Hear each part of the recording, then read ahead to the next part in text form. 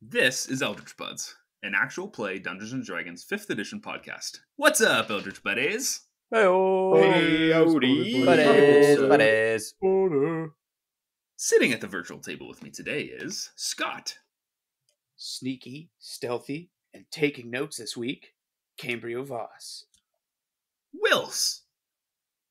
Who's that sorcerer? It's Zed. Speedy.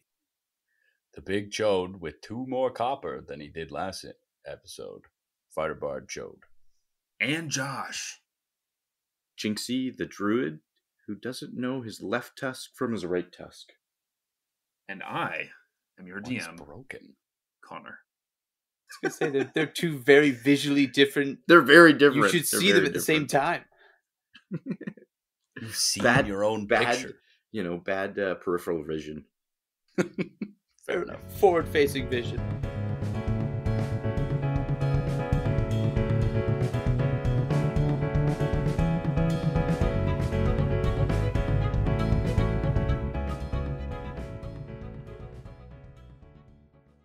Previously on Eldritch Buds. As our heroes leave the Bell Chateau, they are greeted by a group of children who are fans of the legendary gladiator Chode. After appeasing the fans, Chode, Zed, and Cambrio head into the Spring Breeze Inn to learn a little bit more about each other. Back at the mansion, after successfully solving the dandelion problem, Emily gives Jinxie a very important letter to mail in Bowton. After arriving in town, Jinxie is met with hostility and a nervous crowd. With some quick thinking, the other heroes manage to sneak him into the inn where he reveals the letter. Zed takes the letter to the post office as the others try to figure out how to get Jinxie out of town without any trouble. How will they do this? Will there be any consequences for mailing this letter? Let's find out. So, as you finish mailing the letter, Zed, outside of Melvin's, the others are still in town at the Spring Breeze Inn. What's the plan, fellas? Probably just head on back to the Erasmus estate, I think. We dropped our package off at the chateau. Mm-hmm. We've completed our goal, and let's go see what else he's got. Yeah, Jinxie should wild shape to get out of here. Are there like pictures of like animals on the walls of this bar, and he's just like inspired? Yeah, roll for investigation. There's a chipmunk. I'm gonna lose my freaking mind. It's like the Far Side of Jackassers, but it's just like there's like portrait paintings of animals, like oil paintings. We'll see what there is. Oh my god, I Hundreds got of a them. natty one. You got natty one. a natty one? It's all Yeah. bears. Yeah, it's all just with a natty one. There is an oil painting of a bunch of hunters standing around a dead bear. That doesn't look good. In the Spring Breeze Inn? Yeah, Hamish is like, I don't know, I wanted an auction. I don't know, I don't know what to say. He goes back. He's pouring somebody's 6th shot into a glass. He's gonna be there for 20 minutes. That's really dark, mutton chops. Just I don't a know. I don't know big what to tell you. line. It's like, you should hire some help. Jinxie's gonna walk up to the painting and just like put his arm on like the dead bear and just look down, just go and just try to like channel energy through the painting somehow. Not like more like in spirit kind of thing. All right. You don't have to roll for that. Okay. I feel it. Yeah. Okay. So, sorry. Did you say that you're wild shaping into a bear in Yeah, the middle of this bar? Yeah, I'm gonna wild shape into a bear cub. Says Hamish. And Jinxie's gonna go wah, wah, wah, and then walk over to Is it a Chode. crow? No, it's like a It's like baby it's like a baby bear. It's the sound baby bears make, obviously. It's Brandon Lee. It's calling for its Alright. mama. Okay. Sorry. Where did you say you're going? I was lost. Am I its mama? Is that why you're coming? Yeah. Big Chode. I'm walking over to Chode. All right, Bobo. Let's get you the frick out of here. Cause good Christ, you're killing me. I guess we Okay, go. sounds like you guys leave. I'm saying we leave the bar, Yeah, go let's out the get the same frick way outta we here. came in to the north gate. Sure. All right, Okay, so we leave the bar. So, Yeah. Thanks, mutton chops. Second place I have left without paying. Sick. Oh, fuck. And I'm just like, no way! I'm like, it's the rules. If I'm outside, it doesn't count. Fuck, that is the law here. God damn it. No, Zed paid for it. We're good. Yeah. He paid for it. Thank you for keeping track. So yes, the three of you leave. There is a large robot, a bear, and a small boy with a bow tie walking down the street together. And I'm yeah, a large boy. Yeah, you're a bit. Yeah, I'm you're an adult man. I mean, compared to a black bear, well, I guess not compared to a black bear cub. I retract. Yes, you're an adult man who's walking behind a bear cub and a walking roller coaster. And after about 20 minutes of I traversing, resent that. after about 20 minutes of walking through, not horrified crowds, but just like intrigued crowds, like are they about to do a show? Like they don't know if you're panhandlers or if you're performers or what's going on. And, they kind of create a small bubble around you as you move through the groups of people that obstruct your way. And eventually you meet on the road right outside of Melvin's Postal Service, Zed, who is only accompanied on the street by the old dwarf sitting across the street smoking his pipe. Gents, You going back to John. say you do what you need to do. Absolutely. Yeah, we're well on our way back. I like the touch there, Jinxie. Why is he making bird noises? Honestly, I thought that was just that kind of bear. It's a weird bear. I'm not a bear Okay. expert. I live in the city. Zed's gonna turn around and lead us back towards the northern gate. Did we ride here? I feel like we did. No, You We did did. not. Oh, you did. Oh, You did. no. You did. You have your monstrous horse and the yeah. Eight-legged horse. that was towards the. Yeah, the no. mine. Oh, we you're did right. walk here. You're right. Yeah, Let's just Uh, meander on back then. yeah. So on the way out of town, Zed's gonna stop by the two guards they met on the way in. Sure. Pull the jerky and tea out of his pocket and say, "Hey, this is for the new teapot you guys got," and hand it over. And okay, yeah. So the guards are, a little obviously perplexed to be receiving a gift from anybody, really, because the King's Hammers aren't, exactly revered here. And they kind of wake up from what they were doing. Oh, hey, thank you. Takes the tea, takes the jerky. The other guy grabs the jerky and takes a bite. And then, do you actually know what kind of jerky it is, Wills? No, I don't. Okay, so he takes a bite of the jerky and kind of looks at it, looks at the bear, looks back, and he's like, ugh. He's having an internal thought. And judging by the look on his face, I just say, picked it up at the Hunter's Mark. Oh, okay. Whew. That was, I thought you were into some kinky stuff, my friend. Hey, thanks for the gifts. Hey, always appreciate a, welcoming face as you enter and exit the city. Hey, I get it. And he goes, and just watch out, and he kind of points at the other two standing behind you, not the bear. And he goes, I point back at him. there was some creepy elephant wizard thing that was traversing. I don't know. It was like a curse or something. So many people saw it. It was scary. So just be careful. I thought I maybe saw your two friends approach it. I just said, just be careful, okay? This place I isn't. appreciate the heads Yeah, up. this place isn't as safe as it used to be. So just stay tight. And he kind of gives you. Hey, we always feel safe with people like you hanging around. Yeah. He gives you a tap on the shoulder. He's like, I do know. Thanks, buddy. Thank you. And Did they say Did you this not? loud enough for us to hear? no, that was he kind of like leaned into his gift giving buddy. I wanted to make a joke Kissed about him on him the saying neck. stay tight. A lot of questions. I was gonna say, as we're leaving, I'll lean in. I was gonna say, I'm gonna lean in and be like, he's kind of kinky. He asked And you to then stay keep tight. going. Yep.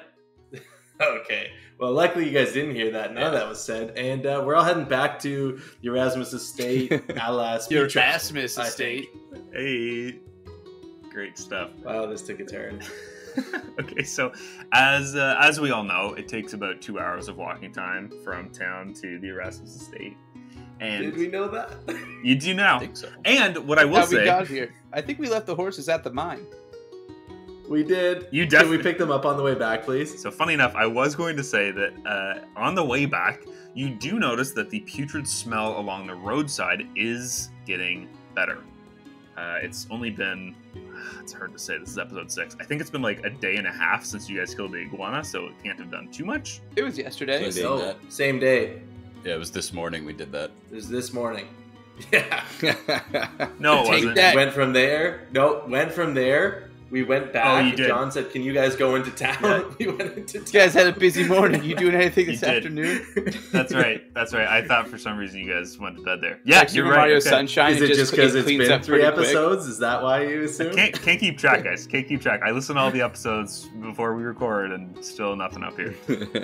So as we know, it takes about 2 hours to get from town to the Erasmus estate. And as all of us knew, it's still the same day as the iguana attack. And as a result, there's not too much of a change in smell. However, it is a little bit better.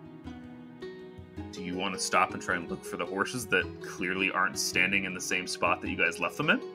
Yes. No. Yes. Yes. Okay. Yes. I didn't have a horse, so I don't even care. I That's don't true. care. I'm gonna unwild shape back into Jinxie, Sure. and then How Jinxie, I'm going to say small of a really bear quickly. Can you become? yeah. Jinxie, I'm going to interrupt you really quickly. I will say that giving you one monstrous horse with 6 legs that you can ride is not happening again if you don't find this horse. I'm just putting it out there. I'm just leaving it. I'm just leaving it there that John doesn't have a stable full of spider horses. Horse Just didn't this fall. one that we have to find. John Um, wasn't breeding the crap out of this thing. You've got to have a good. Yeah, check. that's- Let's. That's a Let's- good. Can it breathe? He's got a bad head. Yeah, it's like a mule. It's sterile. So, can I roll to find this horse? I'm going to give you 3 options. You can do a survival check to check for tracks and to see if you can follow. Mhm. You can do a nature check, which is kind of similar, but different option. Or 3, you can do an animal handling check at disadvantage to try and coax the horses to come back to you from your position. Oh, Okay. so they're within earshot. I mean, I'm obviously going to try to help him coax the horses back. We'll How all be helping. how exactly will you guys be helping? Horse call. Horsey. I'm not. Horsey. All of us. All right, fine. That was really Fuck is wrong? with because of the horse noise that Josh really just made with his mouth and that Speedy did not insert into the podcast. I will let you roll normally. With advantage. No advantage, but no disadvantage. One roll. With my smell with advantage. No smell. Put that trunk away. Can he smell You the just made horses a if sound. he does the Um, nature check? If you know what, guys, listen. You find I'm the not gonna horses. I'm not going to tolerate Don't cave. I'm not going to tolerate the bullying. It's cyberbullying right now. I'm your DM. And listen, it's now back to disadvantage with the animal handling. So, Oh, way to go! yeah. We bit the hand that was feeding us lies. 8. You don't find any of the horses. Wait, Josh.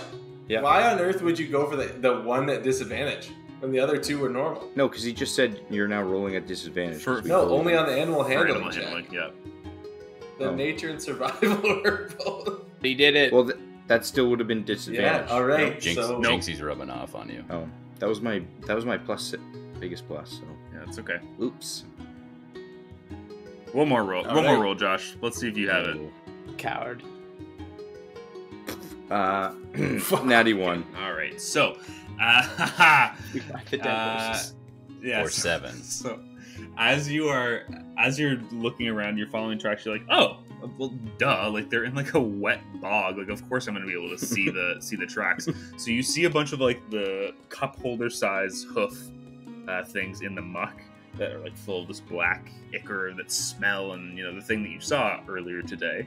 And you can just see, like, further out into the distance, like the tops of horses' ears sticking out of the bog, as you can tell that they have sunk into the middle of the bog, and your natural one killed them. So, no more horses. Wow. Way to go, Furball.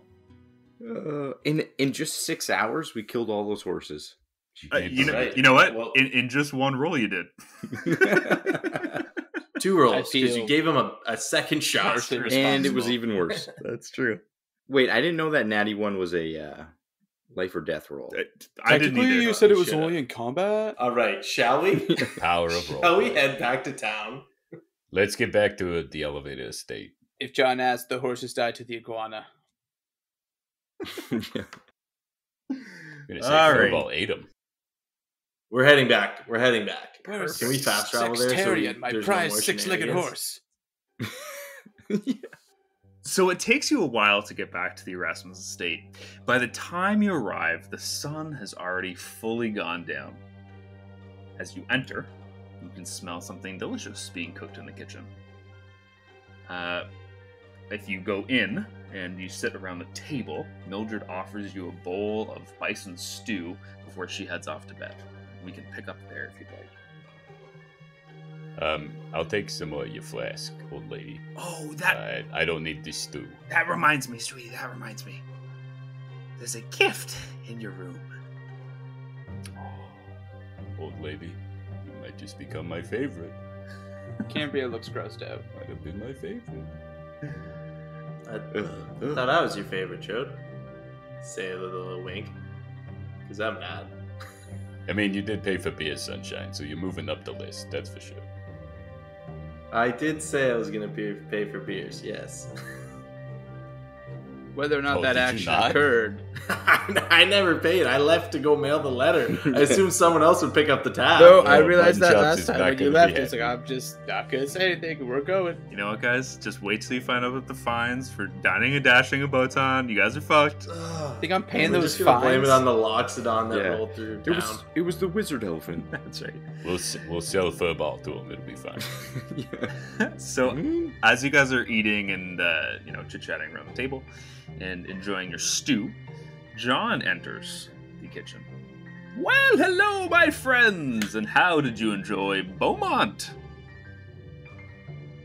They hated me. That's what they call it. This, I assumed. I solved your sign problem. Oh, and how did you do that? I just pat my chest. Or stomach. Yes, your big heart does work wonders, Mr. Chode. Yes. Sorry, I don't know where human stomach says. I ate it. Ah, clever. I'd never thought to do so. Well, that's why I keep you around, Mr. Warforged. If you wouldn't mind, I was hoping to shift to something a little more serious. Can Yeah. I ask Joe a question first? Yes, please do. You didn't eat the stew because you don't eat, right? Where's the sign? It is a part of me now.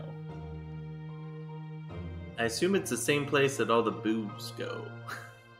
Well, the booze I thought actually fueled them. I assume the sign does as well. The sign's just liquefied now. Yeah, just mushed up. I'm assuming more like furnace, like just throwing wood in the fire to fuel them. You know. Yeah, Unknown Mysteries of Kumidor. Crazy. something like that. So crazy. So John asks, to shift to something a little bit more serious. He continues, 2 nights ago, an employee of my warehouse raised concern that each night the last few days, that doesn't make sense, each night the last few days, I'm going to continue. He and the boys, Don't worry, John. he and the boys who are usually working late, have experienced a feeling. It's been explained to me as if it feels like someone or something is watching them from the forest. Usually I chalk it up to the boys having a bit of a prank at me, but things have been rather strange here recently. Not to mention, we have that huge shipment of goods going north to Capelon tomorrow. And in fact, I might actually have you gentlemen guard and oversee its passage upriver. It's going to depart tomorrow night. I honestly, I really can't afford for anything to happen to the shipment. Would you lot be up for a bit of a field trip? Absolutely. I'm guessing Chode's first question. Yeah. How much is it? How much are we getting for this? This one is much more important to me than a silly old smell. I am willing to give 1,000 gold pieces to your group as to divide as you will for successful delivery. All I need you to do is get it to the city gates, pass it off to the receiver, and he's going to give you a receipt. Bring that receipt to me, and 1,000 gold is yours. Which city again? Capelon, the capital of Tidalbrook. Sounds good to me. Yeah, I was hoping to head up to Capelon anyways. This could really work out. Hey, what's the timeline on getting that receipt back? Do you need us back right away, or do we have a day or so to spend in Capelon? Well, it takes about 3 days upriver to get to Capelon. So I wasn't expecting you back for about a week or so. If you have time to spare, feel free to kill some time if you'd like, 10 days or so. But really, I do want to know that my important shipment is received safely. Put it this way, if you can get word to me that it's been received, you can stay in Capelon for a few more days. Alright, that sounds fair. What time's the shipment heading out? Tomorrow, just before evening. It's going on the last set of ships that go to Capelon. Have any of you taken the river to get to Capelon? We get to go on a boat. I've been on a river. We consider a barge a boat, but I've worked the rivers. That's really what we're talking about here, folks. It would be about 5 large rafts rather than boats per se, sails or poles. It's actually on a set. How do I explain this? It's a mechanical river. If you were to look at a map of Capelon, it's closer to the mountains, so we are further south and below it. However, most of our shipment goes north to Capelon, so there is a number of different, machines, gears, levers that churn the water upwards. So you really don't have to do too much work. It would just be about if the shipment is attacked or if you get ripped off at the city. Those are the 2 things that I'd be most worried about. Out of those 2 things, which one are you most worried about? I've been ripped off at the city before, but given the last few days of who knows what in the forest, I don't want to be a betting man on either side of that. Assume that both could happen. How much are you expecting in return for the shipment? Well, the shipment itself should net, and I am a businessman. It should net me about 5,000 gold. If we're lucky, a little bit more than that. But I am going to pay you from pocket when you return here. I don't get paid the 5,000 right away. It has to go through sales and all that up in Capelon. So we don't need to collect. You don't need to collect a thing. No, it's just the receipt. It is, goods receivable. If it is. Well, proof of delivery, if you will. That's all I need. But I will say that things are heating up between merchants, and there's all sorts of riffraff out there. I don't want to get caught with my pants down. Part of the reason that I brought you in is to, don't look at me like that, Chode. I see your face. I didn't mean Why my would your pants be down? I didn't actually mean my pants. I mean my proverbial business pants. Listen, this is important to me. I am requesting formal assistance, and I'm sorry. It's just been a long day. You can tell that he's, a little weathered and tired today. I don't mean to be rude. I think I'm just gonna go to bed. Before you go to bed. Yes. Yes. All right. I have one question. This is supposed to happen tomorrow, but you've been ripped Well, off, just right? Yes. Yes, I have. Yes. So, in the interest of that not happening, we're gonna need the name of whoever we're meeting, what they smell like. and what they look like. Well, we don't. If you can Sure. provide that, that would be great. I don't know what receivers will be working in Capital on the day that we do set out for the delivery, because we're days out, so we need to check the schedule. Long story short, we should know the name and the location of the individual that we're meeting, or I should say you're meeting, when you go to collect the package. But what I will say is the one person that I do trust on that receiving team, his name is Vitus. He is a gnome, and he smells, I don't know, pretty good? Musky? Good smelling gnome. Okay. Yeah. Raise my eyebrows. But anyway, I really am sorry. It's been a day. I don't know about you, but I need to get to bed. And with that, he leaves the room. Zed is going to get up and follow John, actually. Okay. I was also gonna follow John, but this feels more important than me just fucking around. I'll do once we exit the room, a little shoulder tap / Hey, hello. Hey, John. I don't want to hold you any longer. Something I thought you should probably know. Zed, I appreciate it. You know that I trust you the most. Can we please talk about this tomorrow morning? First thing, there's something I have to get to. I do Say no apologize, but I have to check. That, as Tomorrow long as you morning, make a first point thing. of it. Done.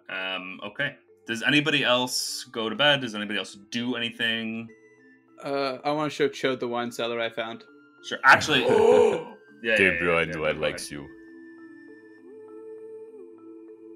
Do you want to see something cool?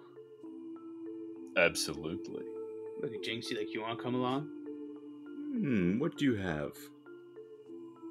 So I'm gonna head back to that cellar that I found the first time around, and just kind of crack it open, lead him down, and just be like, "Behold my treasures." It's Your beautiful. I've never seen so much. Ghost knives. Goldilocks. I prefer ghost knives. Alright. You know what? This eliminates the nickname Goldilocks. You are now officially Ghost Knives. My processing you. Just gives a little not quite a fist pump, but just a little brings him in rename. tight. Yes. I'm gonna pick up the closest barrel of it's wine, right? Or whiskey. I think it's a wine cellar, but it's their alcohol stores. All what I right. Well, I'm just gonna discovered pick up a first time barrel around, of it I and be think. like, "All right, I'm bringing this one up to my room." Okay. And then I think we just head off to bed. I'm gonna So, Zed jumped up a little bit ahead of the guys, obviously, since they went to the cellar. In Thieves' Cant, I leave the message, "Nice window," with a winky face on Cambrio's door, in admiration for his cool window. That's really cool. And then I'm going to head to my study for about an hour. Sure. Let's go around the horn. So let's pick up with Jinxie and Chode and Cambrio in the cellar. So Chode, you just took your cask upstairs. Jinxie, were you doing anything? I didn't hear if you guys were. Yeah, I went with them to the wine cellar just to check it out. Are you doing anything down there? Or are you going to bed?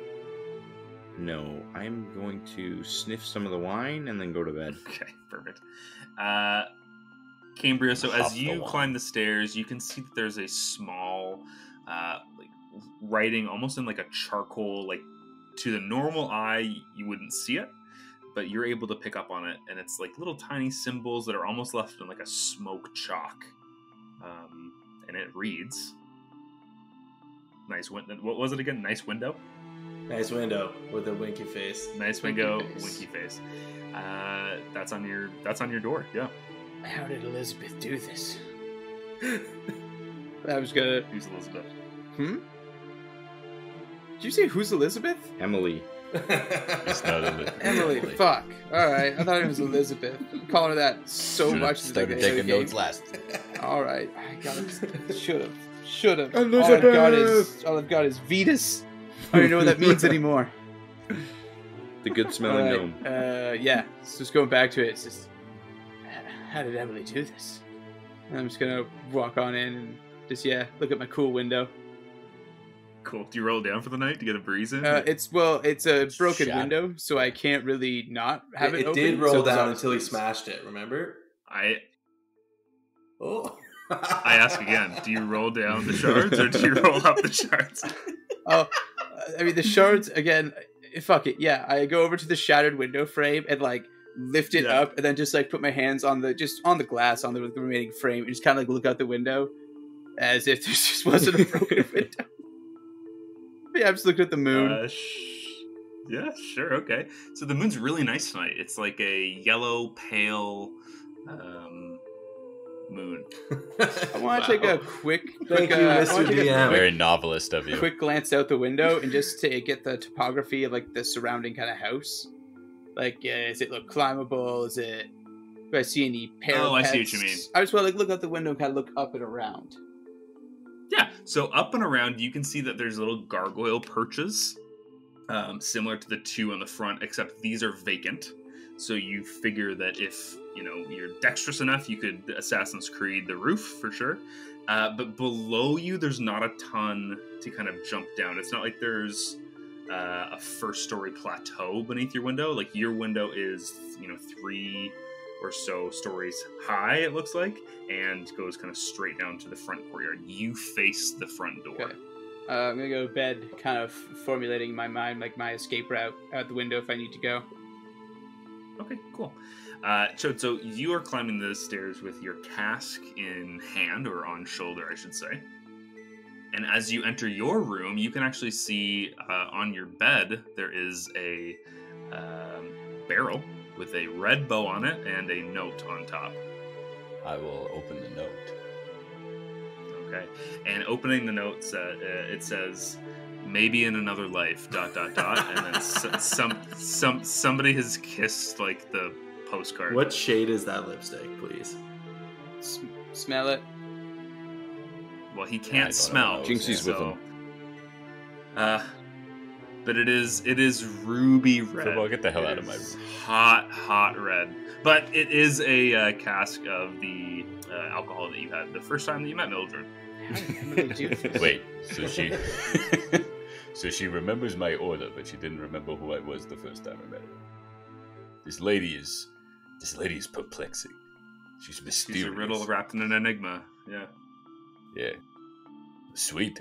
Okay. Anything else you want to do? Do you want to have a little sip before bed, or I'm gonna go down and train So for go down. at the Oh, training cool. thing for a couple hours because it's like what, like 7? I'd say yeah. Like the sun is set, so yeah. Call it like 7, Cool. 7:30. Yeah, I'll go train for 2 hours before I go to bed. Sure. Okay. If you want to roll me an athletics check, please, to see if that counts as more hours than just the 2. That is a And- natty 20 for 26, Oh, baby. Hey, so you have that's Level double 4. proficiencies. So the 2 hours that you work is now 4, which means you have a total of 6 hours trained so far. Congratulations. Okay, and last but not least, we have Sunshine, Mr. Zed himself in the study. What are we studying? What are we doing? I am just reading my book on the weather. Like an almanac. Just different types of weather. I don't know what an almanac is because I think it was a goblin It's like a- almanac. Almanac is like a farmer's book of like, it's gonna be hot today. no, not like that. It's more of like a study of different patterns of weather and storms and stuff like that. And I'm reading about that. Sure. Yeah, so you are reading your weather book and you learn all about cumulonimbus clouds and strata clouds Lightning. and different types of Cirrus lightning clouds. and, Oh, the and super wispy serious ones. clouds. And yeah, you feel like you're gaining a more understanding of the natural weather phenomenons of Tidalbrook specifically, but of Kumbor as a whole as well. There you go. Okay, so everybody is in bed. Nothing else. I can put my hands up and we're good to go. Yeah. Okay. So everybody can mark off a long rest. You can recover your spell slots. Yada yada yada. You guys been using spell slots?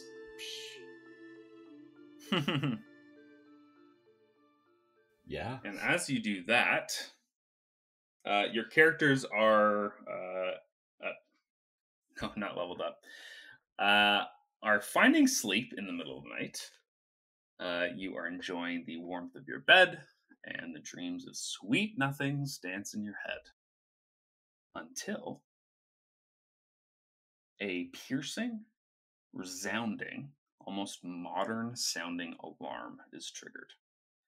You each are woken up by 3 large blasts. And then about half a minute of silence, and then again 3 more blasts. This continues, going forward. Has Zed ever heard these in the last few months of being here? Say one more time. Has Zed ever heard the alarms in the 3 months he's been here? Never heard the John alarms. have told him about the alarms. And they sound. You've never heard these sound alarms. modern. Zed's Like hopping Like out. I wake up. It sounds like a fire alarm. Like, that almost. sounds Like, it cutting sounds like- edge. That sounds so new. Yeah.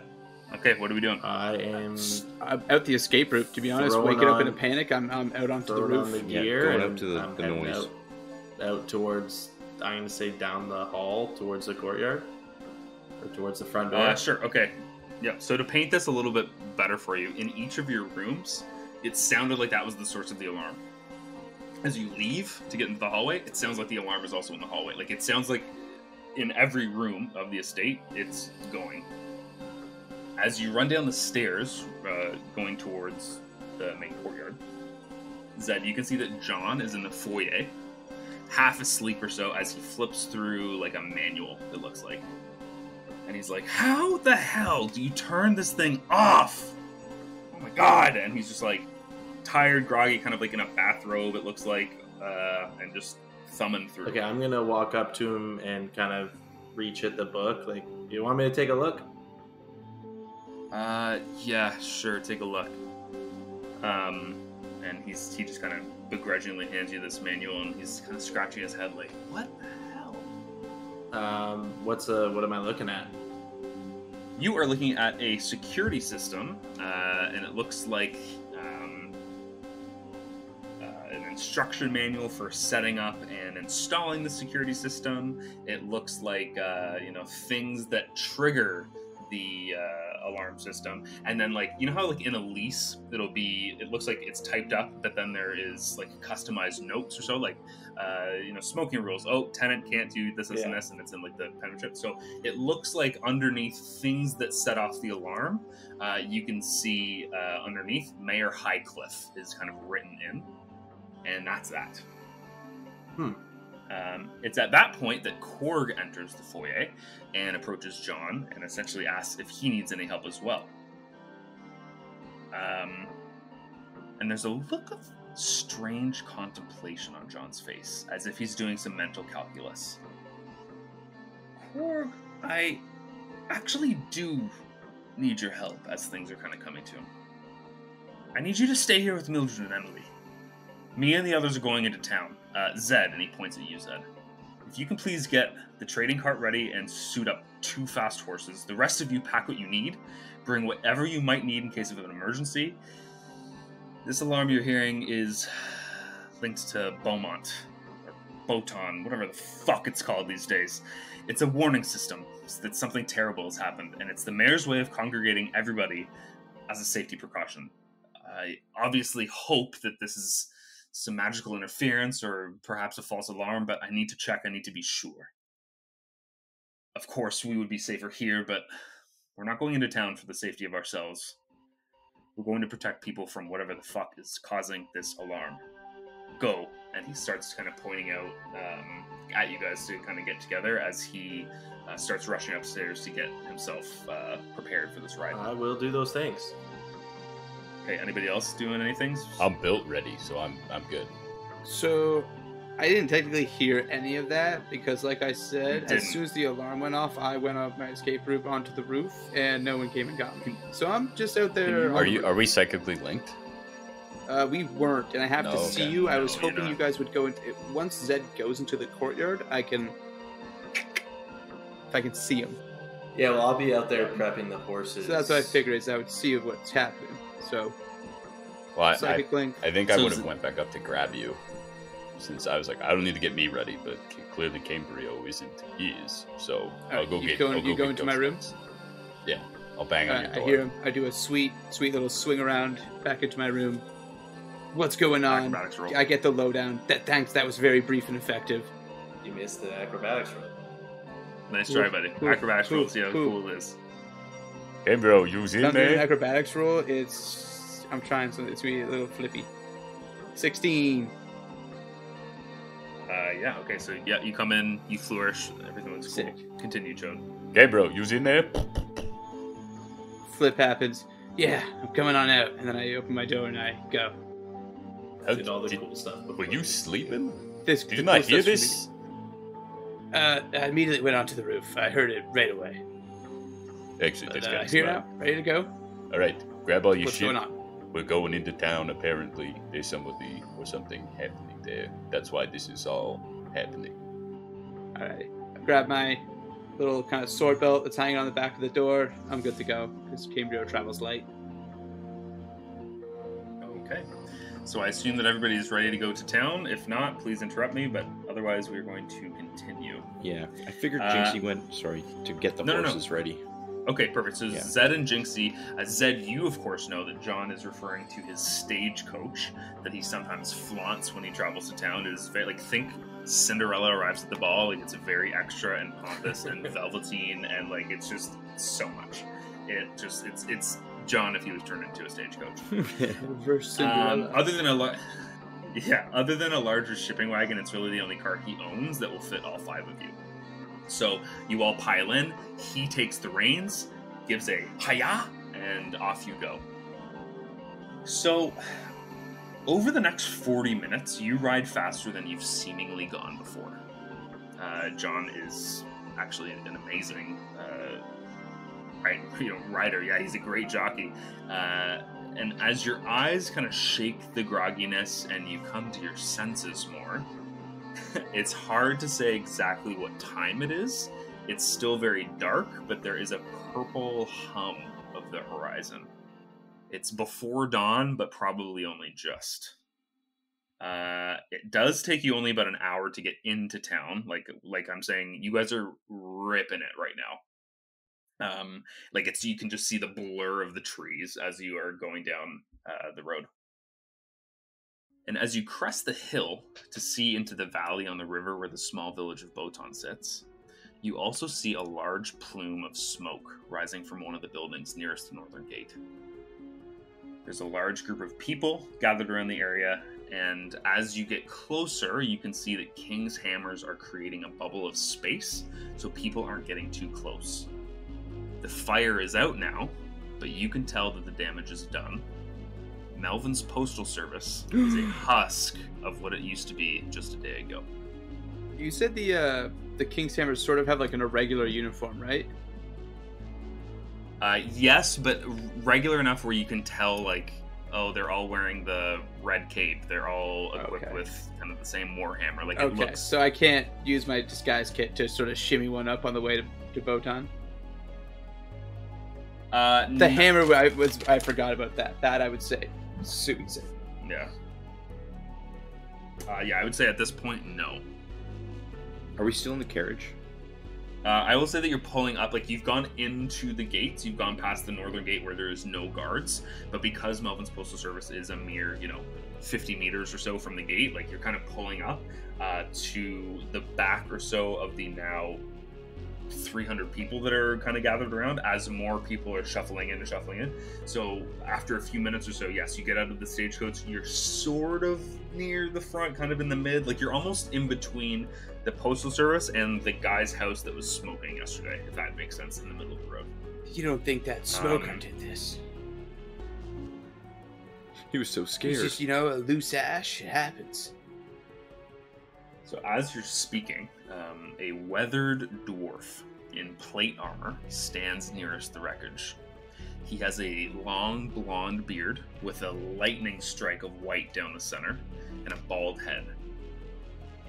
The dwarf taps a finger to his throat and it begins to glow. As he speaks, the volume of his voice booms.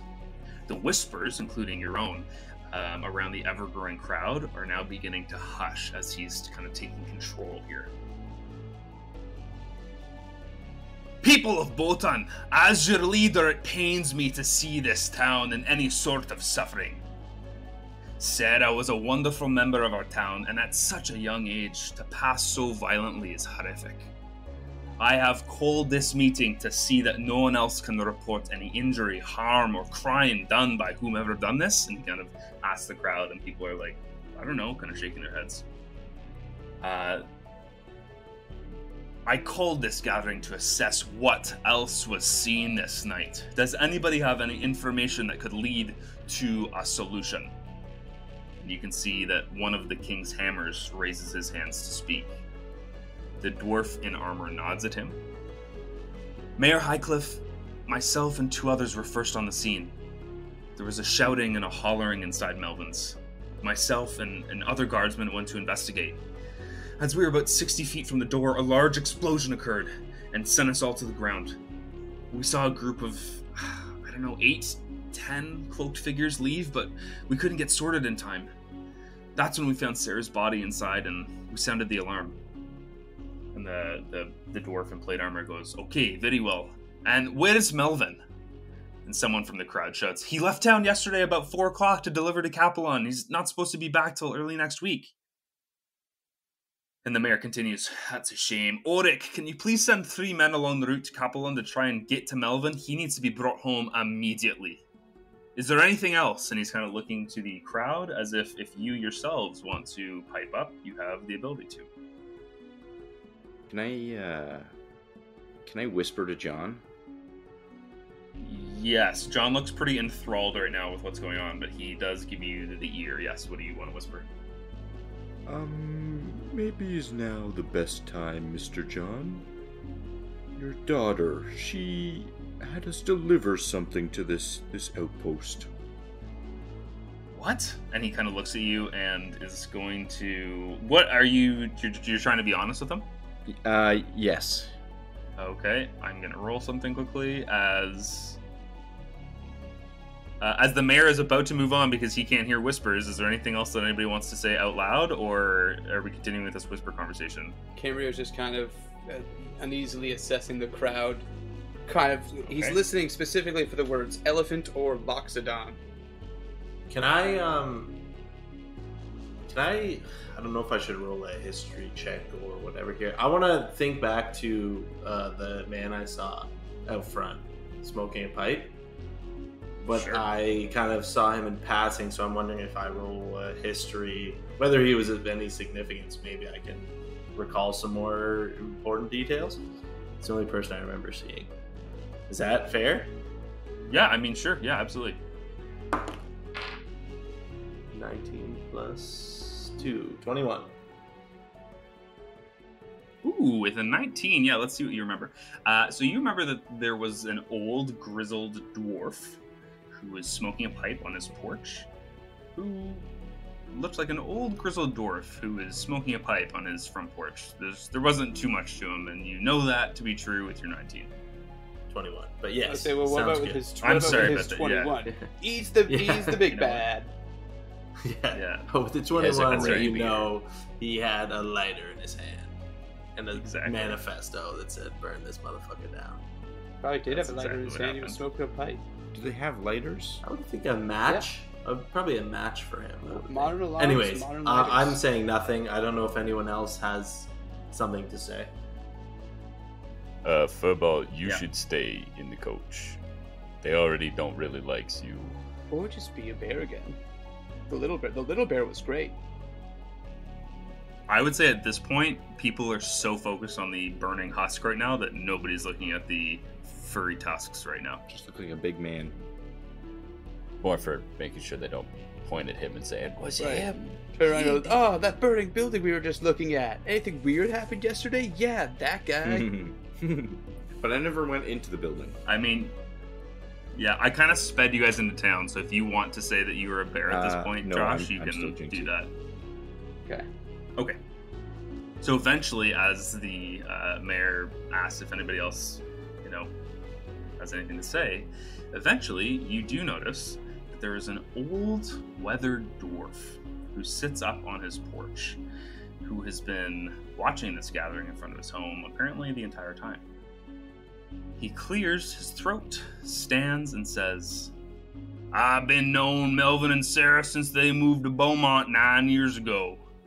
And someone else in the crowd yells, "It's Botan now, you bum!" And then someone else yells, "No, it'll always be Beaumont to me!" And then the first guy's like, "We sound alike." And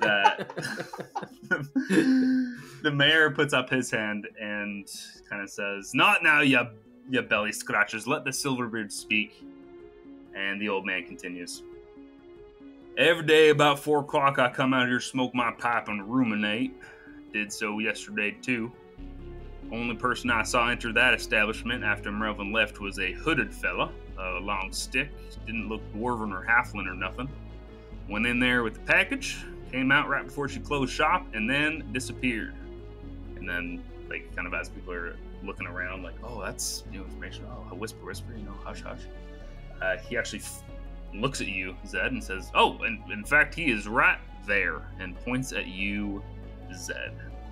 People in the crowd start shifting away from your group, and there are more mumblings and whispers all around you. Mayor Highcliffe, the dwarf in the plated armor, looks at you. "You there, what say you? What were you doing in Melvin's yesterday?" I was mailing a letter. That's all. Yeah, I walked in, handed the letter to Sarah, and I walked out. And you can concur that this occurred after Melvin left for his delivery? That is what she had told me. Sarah had said that my letter wouldn't get out until tomorrow's shipment because Melvin had already left for the day. So at this point, the mayor is eyeing you specifically up and down, and he looks angry. "And why might you be lying, boy? Tilly here," and he points to like a chubby halfling woman near the front. "She works at Melvin's part-time, told us that they keep all the packages dropped off after Melvin leaves in a secure magic safe. Fireproof, waterproof, the whole 9 yards. And we checked that safe and there was nothing in there. So, if you were there right before close last night and didn't drop off a package, what were you doing in there, boy?" I did drop off a package. "Well then why isn't the package there any longer?" I don't know. It's the hooded figures. Do you whisper, shout that out loud, Chode? Sorry, that was just Speedy with a revelation. I do a quick grab and psychic whispers between the two. All right, in his head a big. Hey, didn't they say like 8 hood figures left? Maybe they stole your package. Yeah, I believe your one of the guards here mentioned that there was a bunch of hooded figures leaving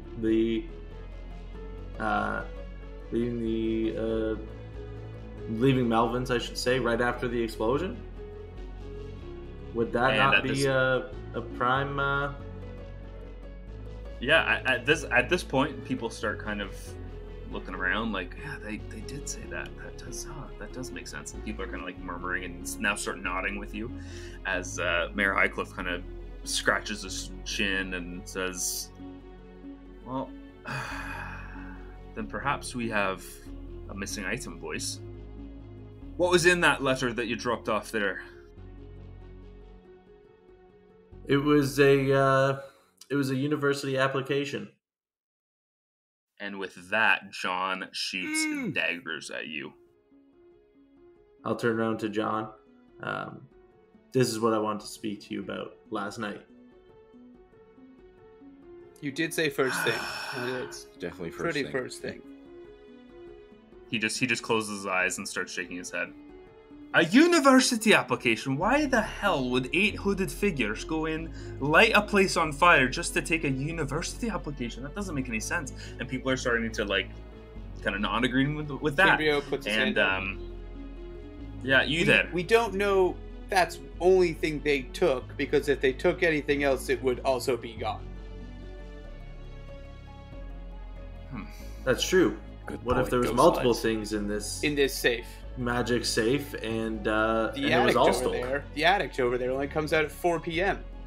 You know, there could be something that we're trusting an addict, by the way. At that point, you're raising some good points, and he kind of leans over to the King's Hammers that are up with him as they're now starting to kind of piece things together with this new information. It's at this point that John places a heavy and firm hand on your shoulders, Ed. If what you're saying is true, and the person who I know you sent that application to, and he kind of stops in his tracks, looks away, and looks horrified, and says, "The cart now! The cart now!" And he starts running towards the stagecoach. All right. I'll turn around and walk towards the stagecoach. Yep. I run. And I'm full on sprint. okay, perfect. So you guys pile into the stagecoach, and he starts throttling it. Essentially, he is whipping those horses as much as he can to get home as fast as possible. And Zed, as everybody was kind of getting into the stagecoach, he kind of grabs you to sit at the front. Yeah. And he's explaining something. He's like, "Listen, I don't want to get ahead of myself. I don't mean to be. You don't know the full story with Emily and the full story with Emily's mother, and I can't. I don't want to." And he's just kind of like mumbling and kind of lost in his thoughts and stuff as he is driving. He explains to you that the last 16 years has been extremely tough for him. He says, the Erasmus name really used to mean something around here. I was the talk of Titlebrook. Everybody wanted to do business with me. I was the greatest. And then we had Emily, and Emily's mother couldn't look at her, couldn't stand the thought that we brought a cripple, a broken thing into this world, and she left us. And I poured all of my resources, my time, my love, my everything into that little girl to prove that she is just as capable and just as strong as any daughter or son that we could have brought into this world. And then with that, he kind of looks off and he shakes his head, kind of expecting you to ask a question. He says, I know that I keep her locked away and that I say that the world isn't safe enough for her, but it's not. And with a little bit more time, a little bit more technology, I'm sure that she'd be able to do great things. She's just not ready yet.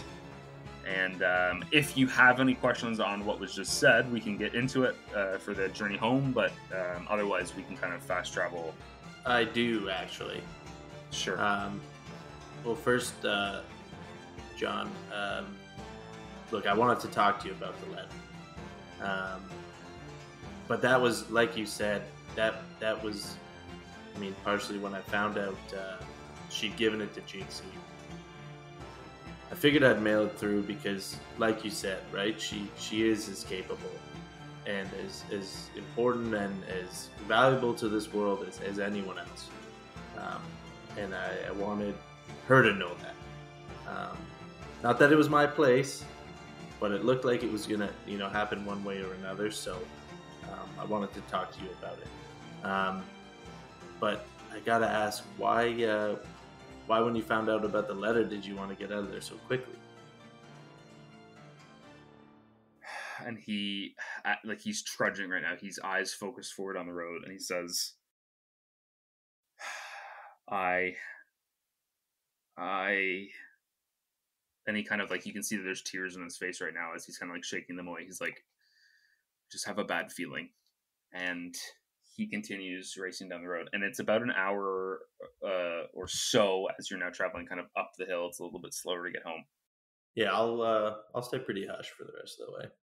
Yeah, I was going to say it's pretty cold and quiet, both kind of in the early morning temperature outside and on that front stagecoach. John's not really in a speaking mood either. As the cart gets closer to the Erasmus gates, you can tell that maybe his hunch wasn't all that wrong. The gates that were shut when you left the Erasmus estate are wide open. He brings the cart furiously into the first area, gets out, runs inside. What do you guys do? I'm gonna follow him. Jinxie's Anybody gonna run else? outside and go over to like Emily's window. Okay. On my way back in, I'm gonna I'm run gonna to the turn back. to then Cambrio if he's the only one left and say, look for Emily. Cambrio up his rope to his room, Zari on the second floor, kind of scouring the top floor then. Okay, perfect. We're going to say that takes a little bit of time to climb the roof, so we're just going to do this in order. So really quickly, Zed, after you explain that to Cambrio, you rush inside. Jinxie, as you are running around kind of to the front area where you're near Cork's shed, where you saw Emily's window, you can see that there is nothing there. There's no kind of sign of forced entry, anything like that. But it is dark up there. Chode, you said that you were rushing in with Zed. Running to the back. Going to the backyard. Running to the back? Okay, perfect. So you go into the kitchen and don't find anything. But you can hear now that John is kind of making some sounds. And Zed, as you approach in behind John, you can see that John is halfway up the stairs, kind of crumpled over something, and the foyer is now covered in 4 like dead, bloody bodies. They are hooded figures. They have an armband on their sleeve, and they look really ragged. Like, of course they're bloody from death, but they look dirty. They look like they haven't showered in weeks. It looks like they've been traveling and living outside, and they look strange. At the top of the stairs, you can see that John lays over the body of Korg, 3 daggers in him, and he's struggling to breathe. You can overhear the conversation as he's looking up into John's eyes, saying that he is so sorry. He's sorry. He's gasping. Someone heal him. John asks Korg where Emily is, and Korg just is saying, like, I couldn't stop. I couldn't. And John kind of drops the hand of Korg and continues rushing upstairs. That is also the time, Cambria, that you climb to the window, to climb the roof. You can see that in Emily's room, the horror has continued. There's another thug's body with a bolt in its neck as he kind of is like twitching and everything. The life is choking from him. Emily's mechanical chair is on its side, chugging and whirring as like steam is popping out of it, but there's nobody sitting inside. Mildred, holding a crossbow, lays face down, cold. John is looking very despondent as he kind of just sits in the room in utter disbelief. And that's where we're going to end tonight's episode. Fucking gut punch. Level 4. You killed nice. Korg? What I will say, Why guys, don't we have a is caster? the emotional damage of the prologue, now that it is complete, has earned you guys a level up. Oh, Level up. heavy, As man. we now enter the real campaign of the fucked up revenge that Mr. John Erasmus wants to exact.